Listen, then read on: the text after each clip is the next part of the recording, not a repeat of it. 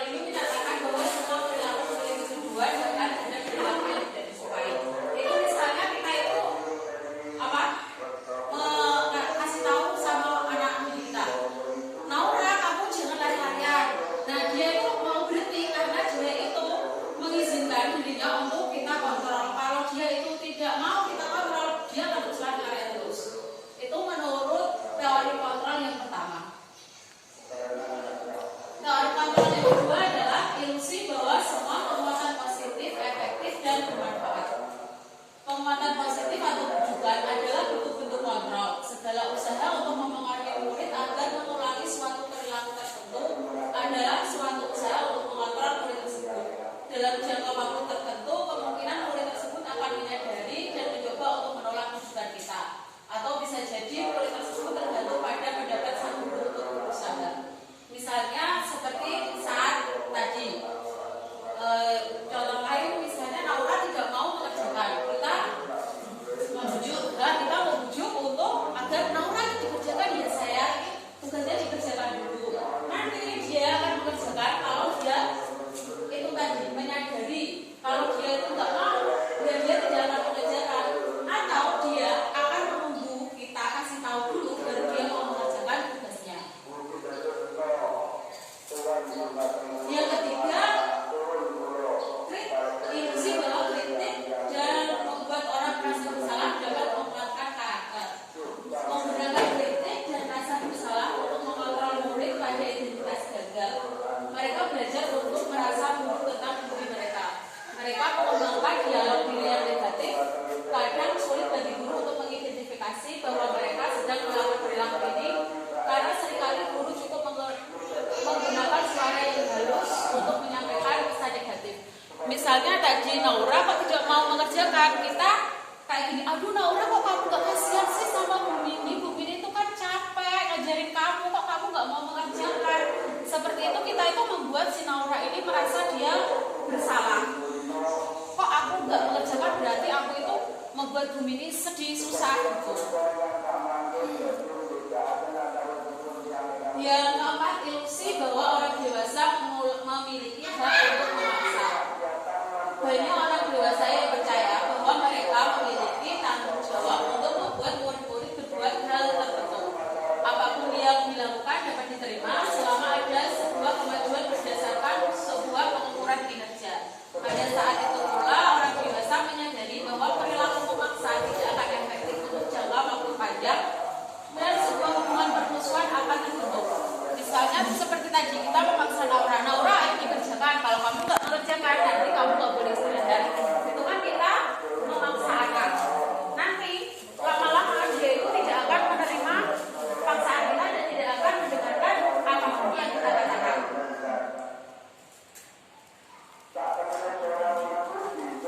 Makna disiplin positif dalam rangka menciptakan lingkungan yang positif, salah satu strategi yang kita tinjaukan kembali adalah penerapan disiplin di sekolah kita. Menurut panjenengan, apa sih sesungguhnya disiplin itu? Coba Bu Mimi, apa sih disiplin itu? Disiplin itu harus waktu,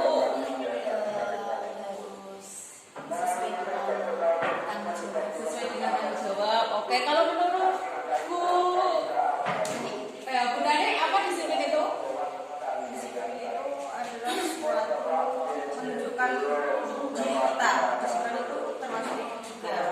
Menunjukkan diri kita itu mengikuti aturan. Maksudnya gini, kedisiplinan itu adalah kalau kita menunjukkan kedisiplinan, berarti anak itu adalah anak yang baik, anak yang benar. Oke, tepuk tangan untuk Bu Bibi dan Bu Dani. Disiplin itu seringkali kita hubungkan dengan hukuman. Misalnya anak yang terlambat berarti dia itu gak disiplin, terus kita hukum. Atau padahal itu kan berbeda ya. Disiplin positif itu tidak harus memberi hukuman. Justru itu salah satu alternatif terakhir kalau digunakan. Jadi hukuman itu pilihan yang terakhir sebetulnya. Disiplin yang dimaksud adalah disiplin diri yang memiliki motivasi internal. Jika kita tidak memiliki motivasi internal, maka kita memerlukan pihak lain untuk mendisiplinkan kita atau motivasi eksternal. Motivasi eksternal itu motivasi yang berasal dari luar, bukan dari dalam diri kita. Misalnya tadi, kalau kita itu berangkatnya terlambat terus. Nah nanti kalau motivasinya yang dari diri kita sendiri, berarti aku tuh harus berangkat pagi agar anak-anak itu nanti nggak nungguin aku, jadi di kelasnya nggak ramai. Tapi kalau misalnya dari diri kita itu belum ada motivasinya, motivasi yang berasal dari luar, seperti aku harus berangkat pagi, nanti kalau nggak berangkat pagi saya kena SP dari kepala sekolah, seperti itu.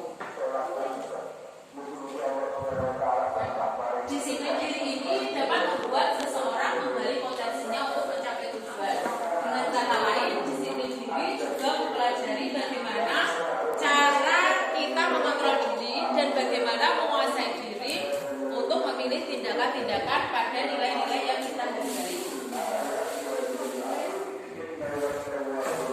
Sebagai pendidik, tujuan kita untuk menciptakan anak-anak yang memiliki disiplin diri sehingga bisa berperilaku dengan mengacu pada nilai-nilai kebajikan universal dan memiliki motivasi intrinsik. Jadi kita itu berusaha supaya anak-anak itu motivasinya mungkin dari dalam dirinya sendiri, bukan dari luar. Seperti anak-anak itu nanti akan duduk tenang terus mau mengerjakan bukan karena kita ancam karena hukuman, karena nggak boleh istirahat, tapi karena mereka suka. Jadi karena dari diri mereka sendiri, bukan karena hukuman kita. Nilai-nilai kebajikan yang kita tanamkan pada anak itu dari profil pelajar Pancasila, yaitu beriman dan bertawakal kepada Tuhan Yang Maha Esa, mandiri, bernalar kritis, berkepentingan global, gotong royong, dan kreatif. Teori ini tentang teori motivasi perilaku manusia. Ada 3 teori motivasi perilaku manusia. Yang pertama yaitu menghindari ketidaknyamanan atau hukuman. Misalnya seperti itu tadi, saya berangkat pagi karena saya nggak mau kena SP dari kepala sekolah saya. Terus untuk mendapat imbalan atau penghargaan dari orang lain, oh saya harus berangkat pagi supaya saya tuh mendapat ujian dari kepala sekolah saya, seperti itu. Kalau yang ketiga yaitu untuk menjadi mereka yang mereka inginkan dan menghargai diri sendiri dengan nilai-nilai yang mereka percaya. Seperti saya itu harus berangkat pagi karena memang tanggung jawab saya itu mendidik anak-anak dan saya itu kerjanya di jam segitu, berarti saya harus datang sebelum anak-anak datang. Seperti itu. Tentang hukuman, konsekuensi dan restitusi. Hukuman itu bersifat tidak berencana atau tiba-tiba. Hukuman bersifat satu arah dari pihak guru dan murid itu hanya menerima. Misalnya seperti tadi, mereka anak-anak yang tidak mau mengerjakan kita hukum, nanti tidak istirahat, seperti itu. Karena belum ada kesepakatan itu kita. Yuk, Dek. Selanjutnya yaitu teori tentang hukuman, konsekuensi, dan restitusi. Hukuman ini bersifat tidak terencana atau tiba-tiba. Hukuman biasanya bersifat satu arah dari pihak guru yang memberikan dan murid hanya menerima. Tidak ada kesepakatan dari guru dan murid dan tidak ada pengarahan dari pihak guru. Hukuman ini misalnya jika ada anak yang terlambat, mereka dihukum untuk lari berkeliling lapangan. Itu adalah contoh hukuman. Konsekuensi itu sudah terencana atau disepakati dan sudah dibahas serta disetujui oleh murid dan guru. Konsekuensi ini contohnya misalnya ada anak yang terlambat di pembelajaran olahraga selama 10 menit. Jadi dia mengganti dengan lari keliling lapangan sebanyak 3 kali. Atau saat ada anak yang terlambat masuk ke kelas selama 10 menit, nanti konsekuensinya dia akan pulang terlambat 10 menit dari teman-temannya. Restitusi ini yaitu proses menciptakan kondisi bagi murid untuk memperbaiki kesalahan mereka sehingga mereka bisa kembali pada kelompok mereka dengan karakter yang lebih kuat. Demikian tadi pemaparan materi dari saya. Selanjutnya tentang budaya positif akan disampaikan oleh rekan saya Ibu Hirmiati Febriani Tias. Tepuk 1, tepuk 1, tepuk 1, tepuk 2, tepuk 2, tepuk 3, 1. Berarti kalau hanya 1 berarti tidak ada tepuk. Ya, oke. Tepuk 1, 1. Masih ada. Tepuk 1, 1. Tidak satu tepuk berarti. 2. Budaya itu apa ya, Bun? Budaya itu adalah hal yang sudah kita yang sudah kita lakukan dan sudah kita lakukan berulang-ulang dan itu sudah menjadi tradisi di lingkungan kita. Positif yaitu hal yang menjadi baik. Jadi budaya positif itu adalah budaya yang kita lakukan setiap hari, setiap saat, dan itu adalah yang baik.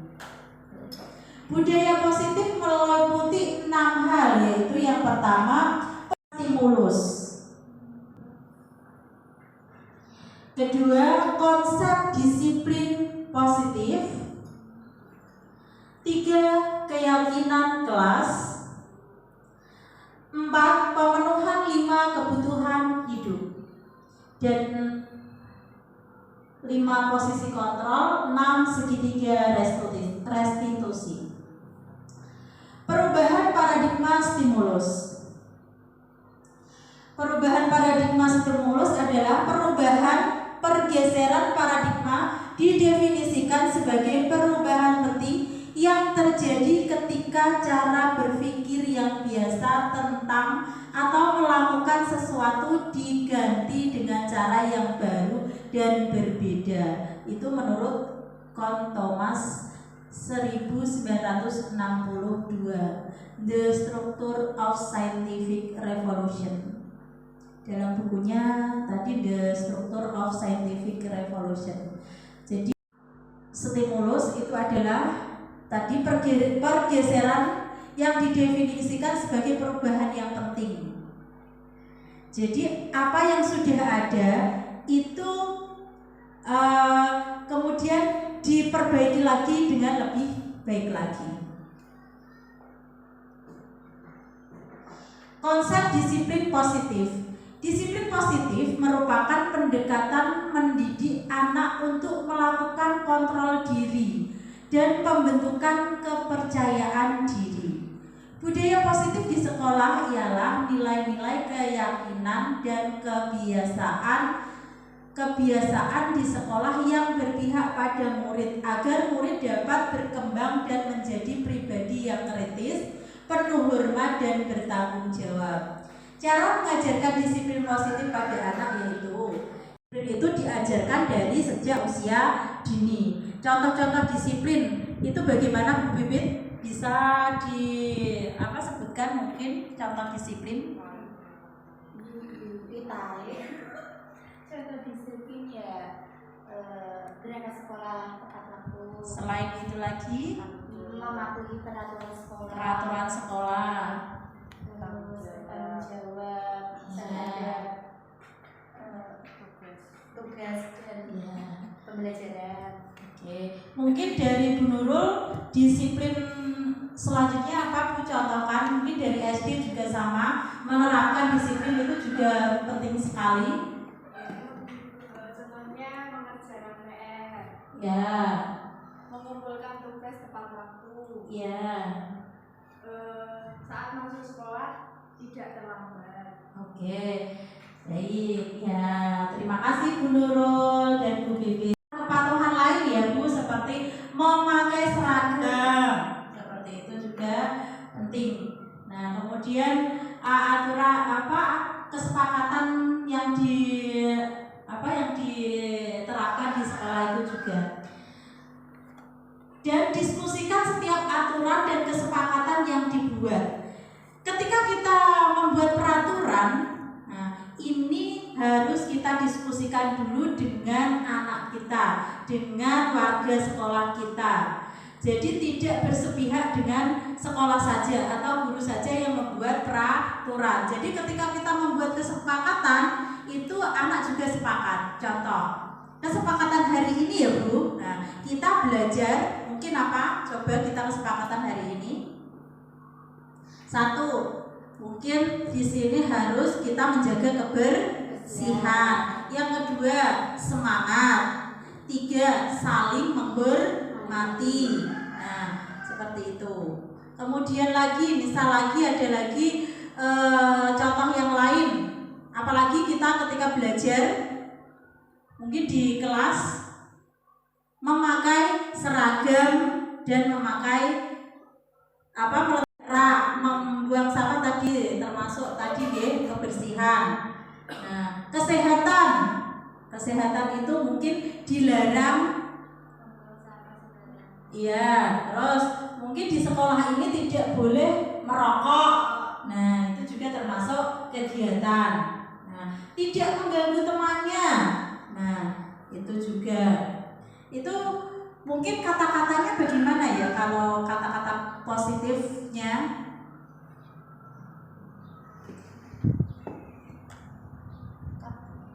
Biasa menggunakan kata-kata yang positif juga, seperti kalau masuk jangan terlambat itu kita biasakan dengan kata-kata yang tepat waktu, seperti itu. Tidak mengganggu temannya, itu kita biasakan dengan kata-kata saling menyayangi. Kemudian meletakkan mainan kepada tempatnya atau meletakkan sepatu pada tempatnya, itu tanggung jawab. Oke. Kemudian lagi, diskusikan setiap aturan dan kesepakatan yang dibuat, berikan konsekuensi yang logis. Nah, kita diskusi kenapa kita memberi aturan seperti ini, kita membuat kesepakatan seperti ini. Jadi anak itu juga bisa berpikir, oh kalau kita membuang sampah di sembarang tempat, itu nanti kelas jadi kotor, atau lagi bisa menjadi penyakit, seperti itu. Kemudian lagi kalau kita datang tidak tepat waktu, mungkin nanti bisa jadi kita ketinggalan pelajaran dan lain sebagainya. Jadi kita memberikan logika ketika kita memberikan peraturan atau kesepakatan, keyakinan kelas itu juga mereka juga harus tahu sesuai logika. Positif pada anak. Kenapa sejak dini diskusikan setiap aturan dan kesepakatan yang dibuat, berikan konsekuensi logis, bersikap tegas bukan marah. Berikan konsekuensi yang logis. Jadi kalau tidak atau melanggar aturan itu nanti konsekuensinya apa? Seperti itu.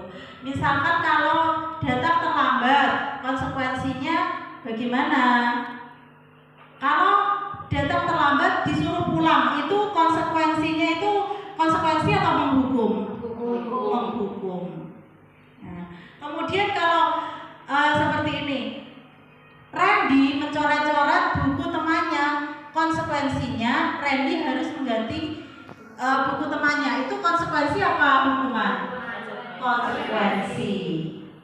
Begitu. Terus lagi, misalkan Adit pas jam olahraga dia datang terlambat 5 menit, oleh Pak Miftah dia disuruh untuk keliling lapangan 3 kali. Itu hukuman apa konsekuensi? Nah, karena itu di lapangan dan itu jam olahraga, itu bukan hukuman tapi konsekuensi. Lain hal itu kalau di kelas. Kalau di kelas kok di pelajaran biasa langsung disuruh keliling lapangan, itu namanya hukuman. Kemudian lagi yang ini adalah keyakinan kelas. Percaya. Nah, jadi kita sebelum pembelajaran kita itu membuat keyakinan, kesepakatan kelas. Dan kesepakatan kelas ini harus kita jalankan bersama-sama karena sudah kita kesepakati bersama. Keyakinan kelas adalah salah satu disiplin positif yang kita bisa terapkan dalam membangun budaya positif di sekolah. Dengan adanya keyakinan kelas di setiap kelas, diharapkan dapat mewujudkan tujuan pendidikan yang berorientasi kepada profil pelajar Pancasila. Langkah-langkah keyakinan kelas yaitu sebagai berikut. Guru meminta semua murid di kelas untuk menyebutkan apa saja aturan yang perlu disepakati bersama di kelas itu. Semua usulan dari murid ditulis di papan tulis. Kalimat-kalimat yang sudah disepakati menjadi keyakinan kelas dan diubah menjadi kalimat positif. Jadi semua peraturan itu mereka menulis masing-masing, kemudian dikumpulkan oleh guru. Nah, kalau sudah kita diskusikan baru menjadi keyakinan kelas. Langkah-langkah keyakinan kelas yaitu sebagai berikut. Guru meminta semua murid di kelas untuk menulis menyebutkan apa saja aturan yang perlu disepakati bersama di kelas itu. Semua usulan dari murid ditulis di papan tulis. Kalimat-kalimat yang sudah disepakati menjadi keyakinan kelas dan diubah menjadi kalimat positif. Jadi semua peraturan itu mereka menulis masing-masing, kemudian dikumpulkan oleh guru. Nah, kalau sudah kita diskusikan baru menjadi keyakinan kelas. Tadi seperti tadi ya Bu ya, misalkan peraturan kelas kita bagaimana? 1. Menjaga kebersihan, 2. Menjaga kesehatan. Tapi anak-anak sendiri yang menulis, kita mensepakatinya seperti itu. Tujuan keyakinan kelas yaitu menumbuhkan budaya positif dengan kesepakatan kelas. Menumbuhkan peserta didik untuk melakukan pembiasaan positif di sekolah atau di kelas. Menumbuhkan sikap tanggung jawab pada diri peserta didik. Pemilihan aspirasi idenya melalui kesepakatan kelas. Menumbuhkan rasa saling menghargai diri sendiri dan orang lain. Ini contoh keyakinan kelas. Kita dengarkan bersama ya.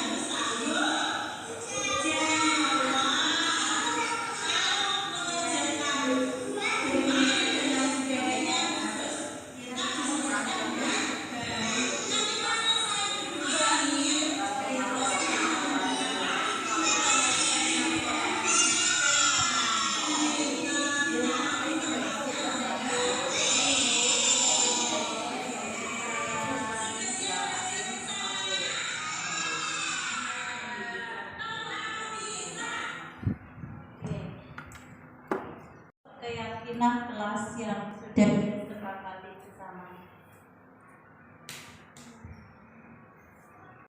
Ada kebutuhan dasar manusia, yaitu yang pertama adalah kebutuhan fisiologis untuk mempertahankan hidup secara fisik, sandang dan pangan serta papan. Nah, itu kebutuhan dasar manusia. Jadi manusia itu kebutuhan dasarnya itu ya Bu, ada sandang, papan dan pangan. Kemudian kebutuhan rasa aman, perlindungan, kebebasan dari ancaman. Kebutuhan rasa memiliki, kasih sayang dan merasa dibutuhkan oleh orang. Kebutuhan penghargaan yang dihargai lebih rendah dan lebih tinggi. Kebutuhan aktualisasi melibatkan keinginan yang terus-menerus untuk memenuhi potensi. Jadi manusia itu semua itu ada ada kebutuhan-kebutuhan dasarnya. Kalau kita memenuhi itu, yang kita pemenuhi adalah kebutuhan, bukan keinginan. Kalau keinginan itu tidak ada habisnya. Maslow, pemuasan berbagai kebutuhan tersebut didorong oleh dua kekuatan, yakni motivasi kekurangan dan deficiency motivation, dan motivasi perkembangan growth motivation. Motivasi kekurangan bertujuan untuk mengatasi masalah ketegangan manusia karena berbagai kekurangan yang ada. Motivasi pertumbuhan didasarkan atas kapasitas setiap manusia untuk tumbuh dan kembang. Kapasitas tersebut merupakan pembawaan dari setiap manusia. Posisi kontrol. Yang pertama adalah penghukum. Kita sebagai guru itu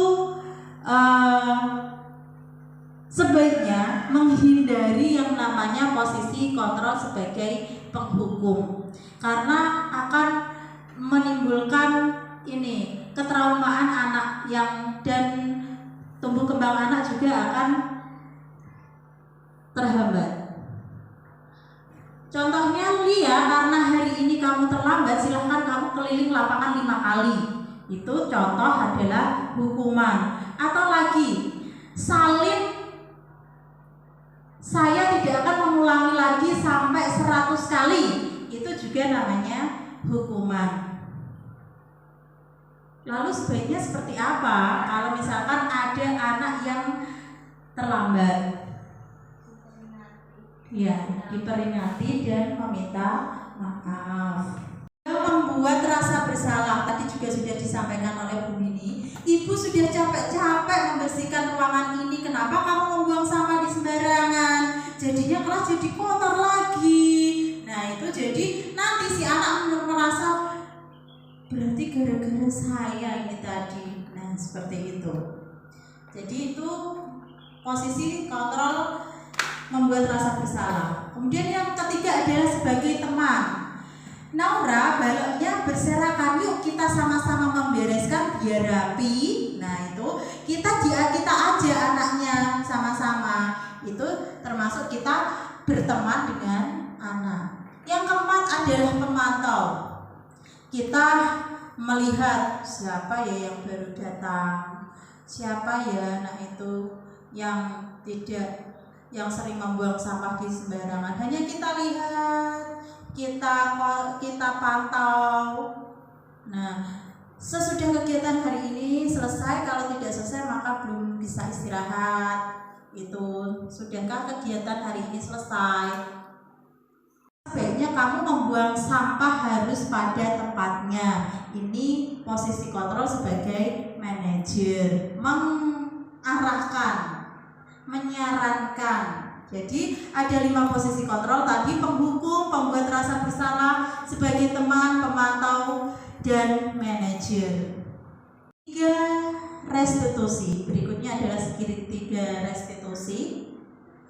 Yaitu segitiga restitusi adalah proses menciptakan kondisi bagi murid untuk memperbaiki kesalahannya sehingga karakter mereka lebih kuat ketika kembali pada kelompoknya. Segitiga restitusi adalah proses menciptakan kondisi bagi peserta didik untuk memperbaiki kesalahan mereka sehingga mereka bisa kembali pada kelompok mereka dengan karakter yang lebih kuat. Ini menurut Goosen 2004. Jadi kita itu menyelesaikan masalah karena mereka berbuat seperti itu, tentunya mereka punya alasan. Dan tidak hanya mereka saja yang pernah melakukan itu. Seperti itu. Langkah-langkah segitiga restitusi yang pertama adalah menstabilkan identitas. Yang kedua, validasi tindakan yang salah. 3, menanyakan keyakinan. Nah, ini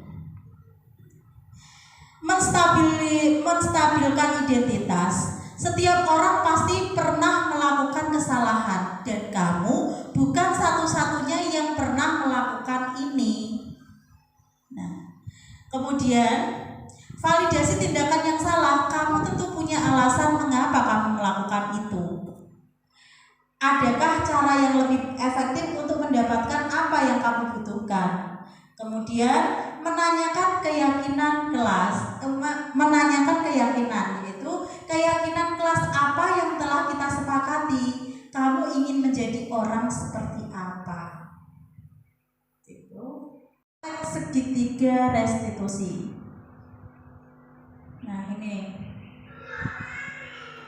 Nah ini pada jam istirahat Riris bermain balok bersama teman-temannya, tetapi setelah bermain bersama teman-temannya Riris tidak mau membereskan kembali, malah ditinggal lari ke luar kelas.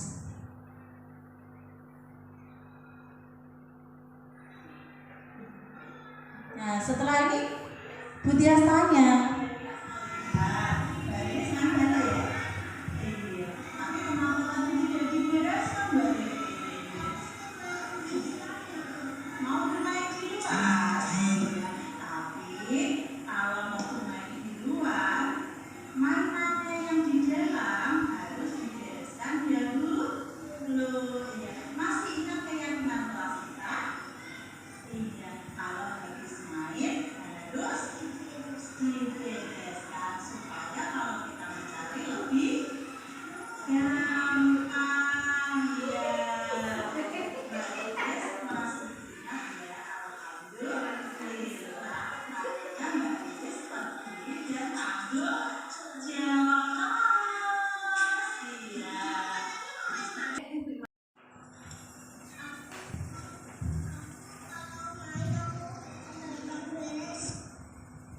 aku kalau bermain nanti akan aku bereskan kembali, Bun. Seperti itu.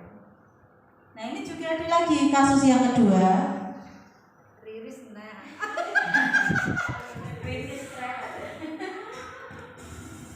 Nah itu gelodak Mbak Naura membuang sampah langsung dibuang sembarangan. Nah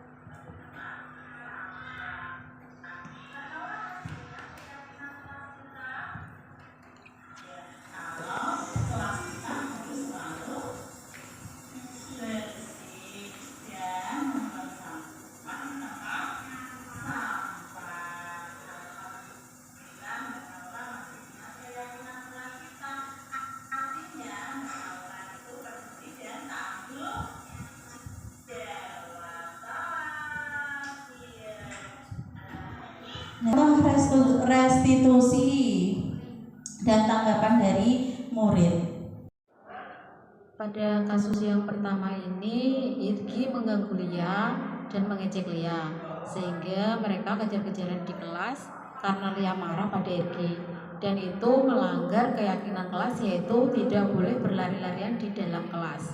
Kita lihat dulu untuk segitiga restitusinya.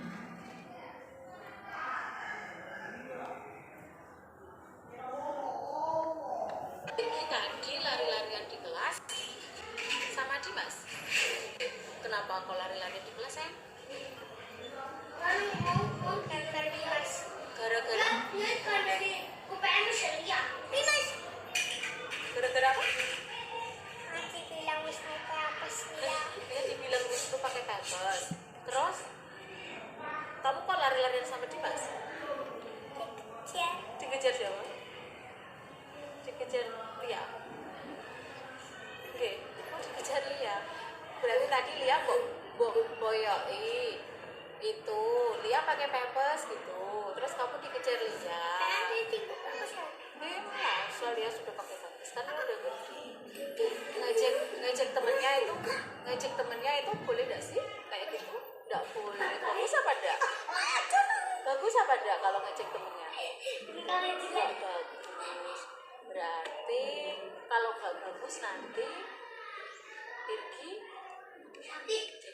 siapa kalau Setan. jadi temannya setan. Kalau aturan di kelas kita itu boleh nggak berantem sama temennya? Nggak boleh. Kalau ngajak temennya boleh nggak? Nggak boleh. Terus kalau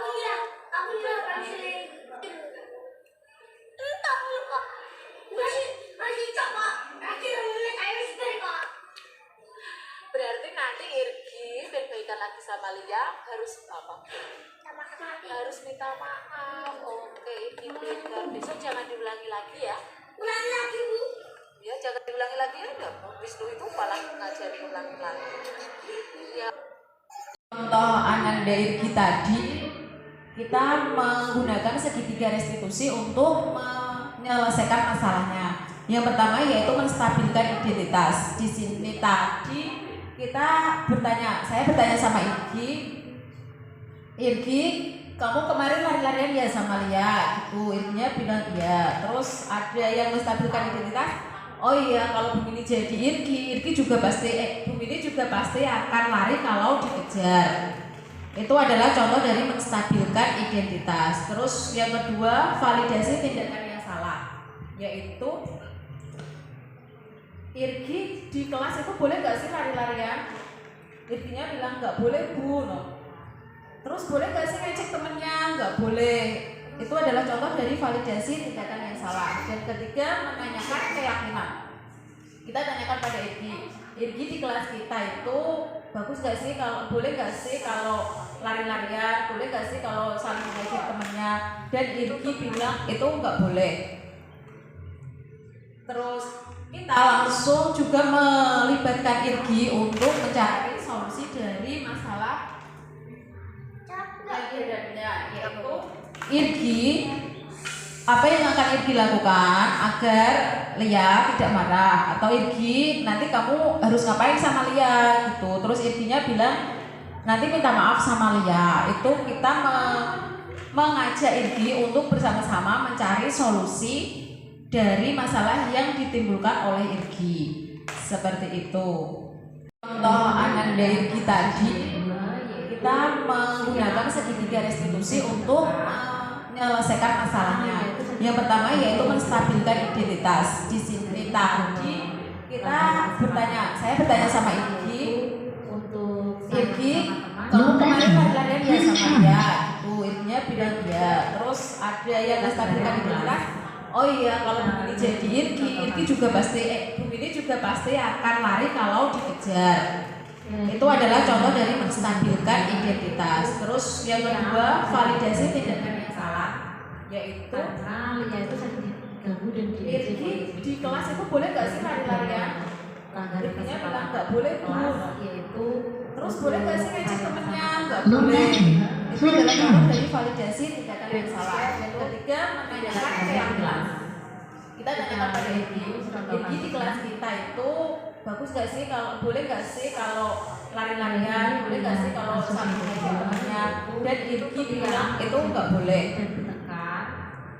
Terus kita langsung juga melibatkan Irgi untuk mencari solusi dari masalah kelas, yaitu akhirnya Irgi apa yang akan Irgi lakukan agar Lia tidak marah, atau Irgi nanti kamu harus ngapain sama Lia gitu. Terus Irginya bilang nanti minta maaf sama Lia. Itu kita mengajak Irgi untuk bersama-sama mencari solusi dari masalah yang ditimbulkan oleh Irgi. Seperti itu. Lia kemarin katanya Lia itu ya kejar-kejaran sama Irgi ya? Iya. Kenapa kok kejar-kejaran sama? Soalnya itu tahu punya temennya. Oh, kamu dinakalin Irgi? Iya. Ya, diapain Irgi? Dipukul ya kayak diotasi. Dikosong. Iya. Kemarin katanya diajak Irgi ya? Iya. Iya. Terus kamu marah? Iya. Kejar-kejar Irgi? Iya. Iya. Kalau Bumini jadi dia, Bumini juga sama. Bumini itu pasti marah sama Irgi. Iya. Terus nanti kalau itu di kelas kita itu boleh gak sih kejar-kejaran itu? Nggak boleh. Jadi nanti kalau Irgi ngakalin Lia lagi,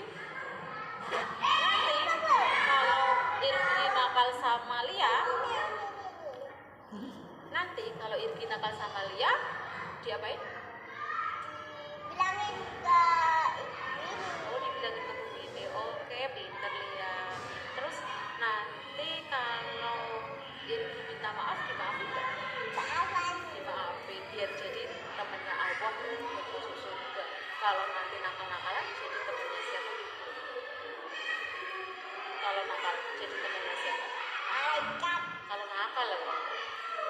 Temennya setan. Iya, kalau nakal nanti jadi temannya setan. Nanti Irgi juga dikasih tahu Irgi nggak boleh nakal, nanti jadi temannya Setan. nah, oh.